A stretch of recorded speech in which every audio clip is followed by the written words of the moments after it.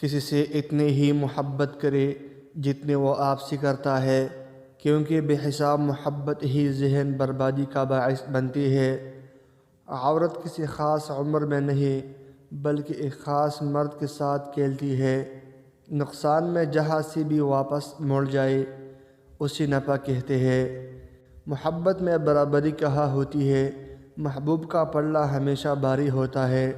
مجھے نفرت کرنی نہیں آتی، لیکن مجھے لگتا ہے میرے اندر یہ جذبات تم پیدا کرو گے۔ اچھی دوستی اور محبت کبھی ڈھونڈنے سے نہیں ملتی، یہ انسان کی قسمت میں لکھی ہوتی ہے۔